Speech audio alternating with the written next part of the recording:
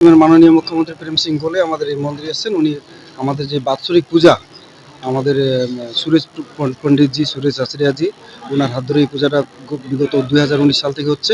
প্রত্যেক বছর উনি এসে এখানে বাৎসরিক পূজাটা দেন।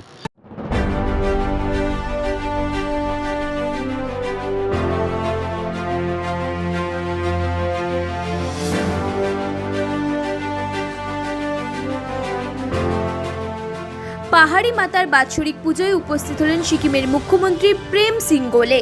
সোমবার ফাঁসিদাও ব্লকের লিউসি পাকড়ি হরি মন্দির গুপ্ত নবরাত্রি তিথিতে পুজো দিলেন মুখ্যমন্ত্রী। তিনি এই পাহাড়ি মাতার মন্দিরে 9 জন রাজস্থানের পুরোহিত ও 2 জন শিলিগুড়ি পুরোহিতদের নিয়ে প্রায় 3 ঘন্টা ধরে পুজো অর্চনা করেন। আগামী 28 জুন তারিখে আবার তিনি এই মন্দিরে আসবেন। মন্দির কমিটির সম্পাদক সন্তোষ কুমার রায় জানান, প্রতি বছরই সিকিমের মুখ্যমন্ত্রী এখানে আসেন, পুজো অর্চনা করেন। আগামী 28 তারিখ তিনি আবারও এসে পুজো শেষ করে নারায়ণ সেবা ও কুমারী পূজা সহ বিভিন্ন অনুষ্ঠানে উপস্থিত থাকবেন।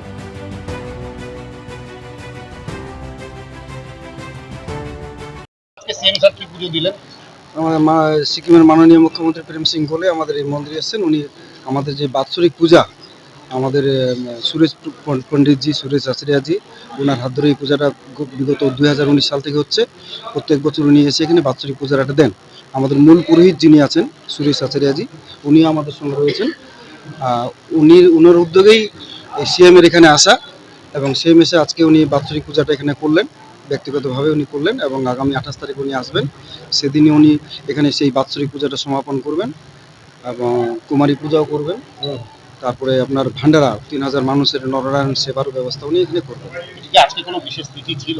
হ্যাঁ, এটা একটা গুপ্ত নবরাত্রি চলছে।